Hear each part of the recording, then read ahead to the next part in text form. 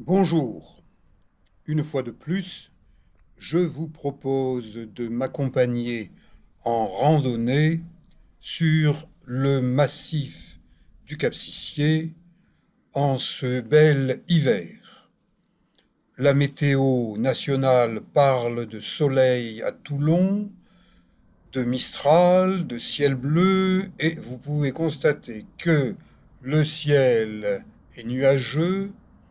Le vent n'est pas du Mistral, mais à l'opposé, c'est du vent d'Est. Donc, il y a des gens qui nous disent ce qui est, alors que ça n'est pas exactement ce qui est.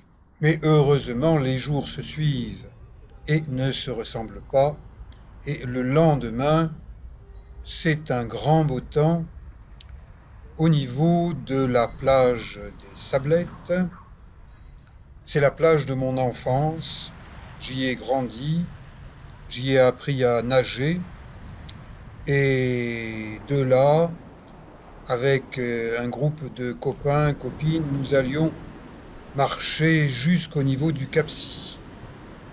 Donc depuis que je suis tout petit et même maintenant où je suis devenu un senior de 72 ans, je continue à apprécier ce parcours littoral le long de la belle plage du Cap Sissier qui, cet hiver, est bien grand.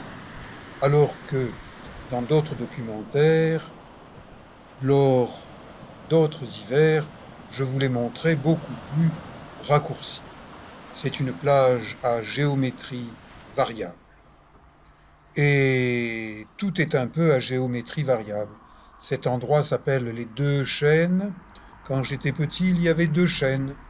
On a coupé le plus grand, qui soi-disant pouvait gêner la circulation automobile.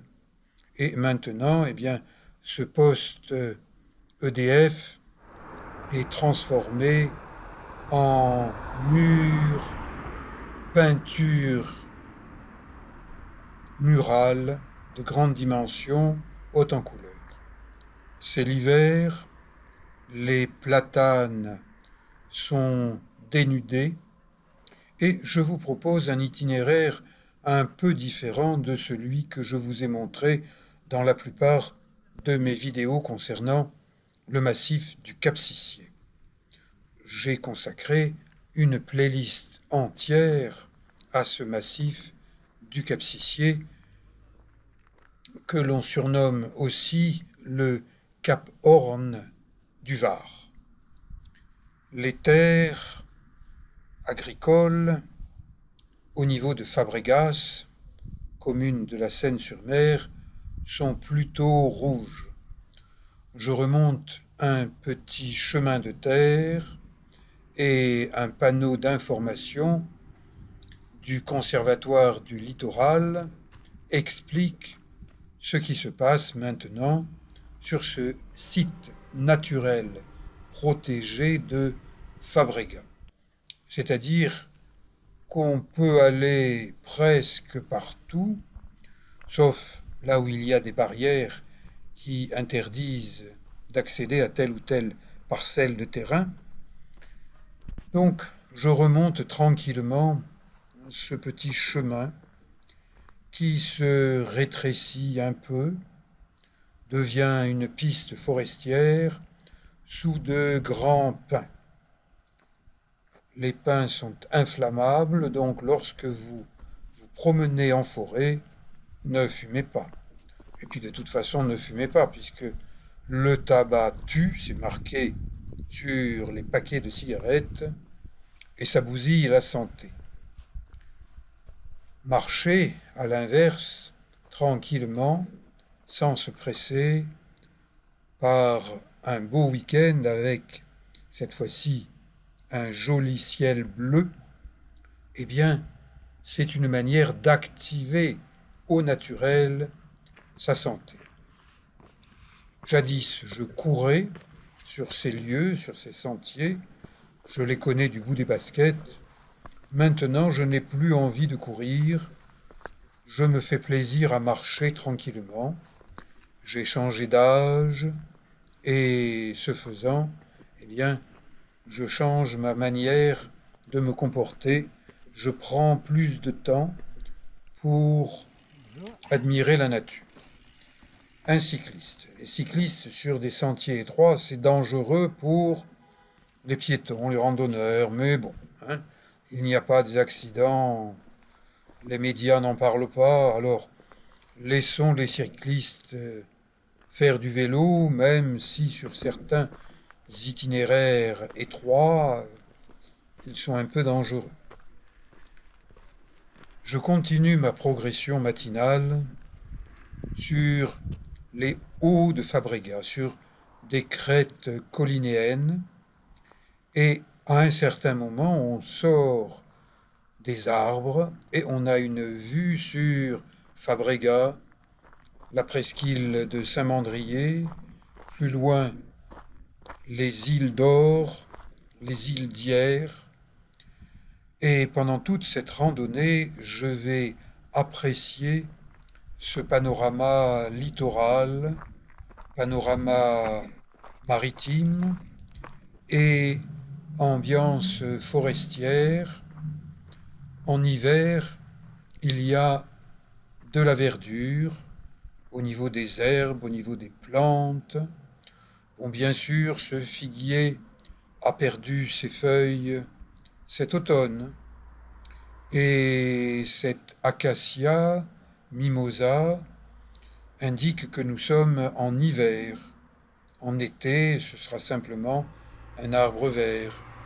Ici, un agave, avec des feuilles pointues et même crantées. Attention, ça pique.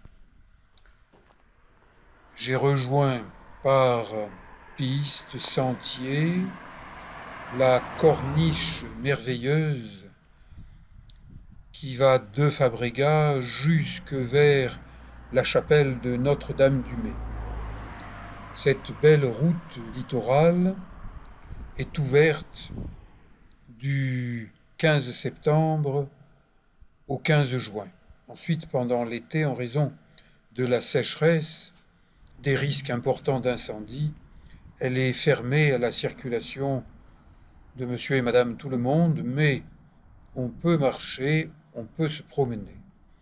Et il est plus facile d'admirer la forêt méditerranéenne, celle du littoral et celle de l'intérieur, en hiver, parce que les risques d'incendie sont moindres. Ici, je suis sur une piste, un sentier littoral balisé en jaune, mais quand vous y êtes, regardez ce qu'il y a au-dessus de vous. Certains secteurs, comme celui-là, sont accidentogènes. Il peut y avoir des accidents. Un gros pin est tombé. Les autorités locales ont déblayé le terrain, ont découpé cet arbre en morceaux. Mais regardez celui-là. C'est pas moi qui ai incliné la caméra. Il est incliné, c'est un pin penché qui finira par tomber. Alors si vous êtes là au moment où il tombe, ben, voilà, vous serez au mauvais endroit au mauvais moment. Mais le mauvais moment, c'est par exemple quand il pleut. S'il pleut, restez en terrain plat, n'allez pas en forêt, n'allez pas où des arbres peuvent tomber du fait de la pluie. Ah oui, je dis attention à ceci, attention à cela, mais si on ne fait pas attention, eh bien, à cet endroit, sur cette pente de pierre, sur cette éboulis de schiste, j'ai fait du ski alpin, sur des pierres. J'en ai fait pendant des années et des années, dans les années 80-90, sans jamais me faire mal, parce que je fais attention à ce que je fais. Mais si vous vous engagez à pied en basket sur un tel éboulis, que ce soit en le remontant ou en le descendant, eh bien vous savez ce que vous faites. Vous n'y êtes pas par hasard. Vous y êtes parce que vous avez envie d'y être. Et si vous passez en cet endroit, au-dessous de rochers qui peuvent tomber, et si vous êtes sur un petit sentier étroit, avec une cinquantaine de mètres de pente raide, si vous glissez, eh bien vous finirez en petits morceaux Donc, réfléchissez avant de faire quelque chose, et ensuite réfléchissez en le faisant. Ainsi, vous saurez si vous pouvez continuer sur la voie où vous êtes, ou bien s'il faut s'arrêter, réfléchir à nouveau, prendre une décision qui peut être de faire demi-tour, ou bien de continuer à avancer. Là, sentier, plutôt un ancien sentier. On n'a pas repeint les bandes de couleurs jaune, orange, bleu, ce qui sous-entend que ça n'est plus un sentier pratiqué. Mais si pour vous il est praticable, faites-le, allez-y. Ça, c'est un arbre en voie de décomposition. Un grand pin qui est en train de nourrir la nature. Je continue à marcher sur un petit sentier en faisant de plus en plus attention. J'observe qu'il y a une forte houle d'est. Les images d'hier, vent d'est, gros nuages, et bien aujourd'hui, ciel bleu, mais on est toujours sur un régime d'est, et aujourd'hui, impossible de se baigner, les vagues sont trop fortes. Ça, eh bien, c'est un nid de chenilles processionnaires du pin. Elles colonisent des pins, les chenilles, et elles bouffent les pins. Donc, lorsque je rencontre un nid de chenilles processionnaires, eh bien, je casse délicatement un petit morceau de branche, là où est le nid, et j'écrase les chenilles. Eh bien oui, je les écrase. Comme ça, elles ne mangent plus le pain. Certains pins meurent d'être dévorés par les chenilles. Eh bien moi j'ai envie de voir des pins plus que des chenilles qui ensuite se transforment en papillons.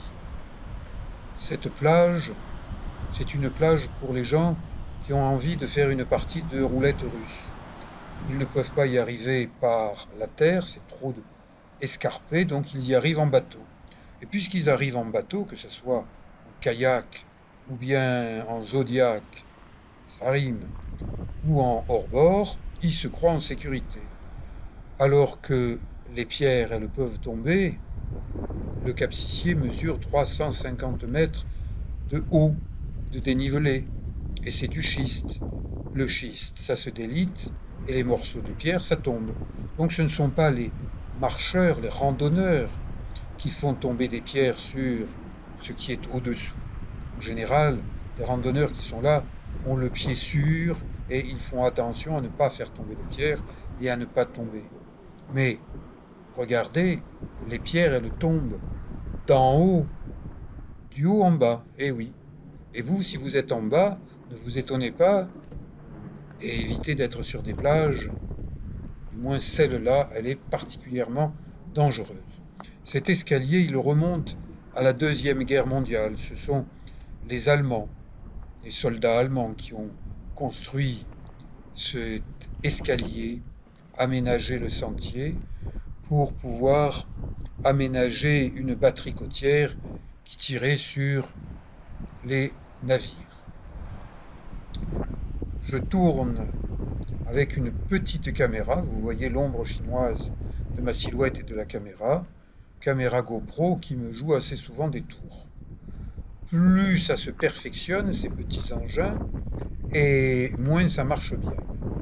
Il y a quelques années, l'ancêtre GoPro marchait bien, et maintenant, ça marche de moins en moins bien.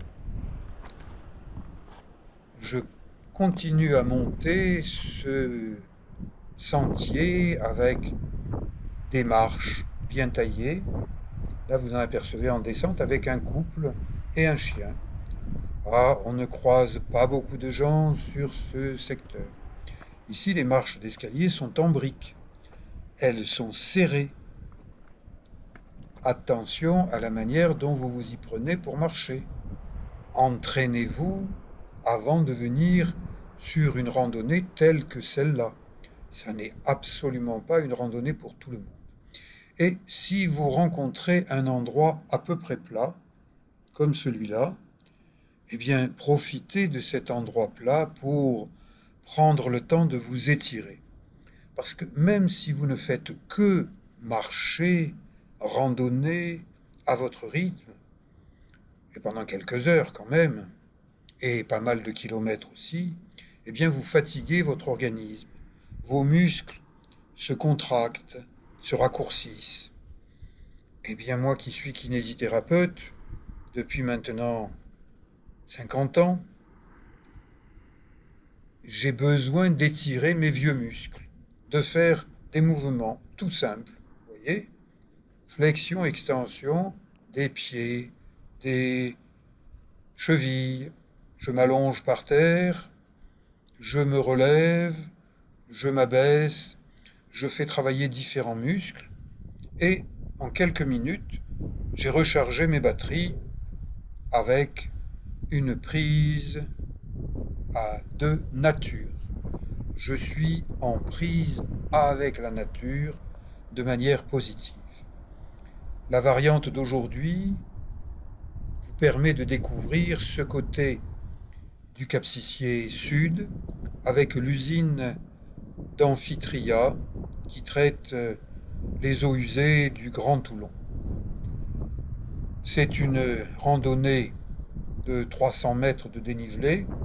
Prévoyez une bonne heure, sauf si vous avez envie de marcher vite.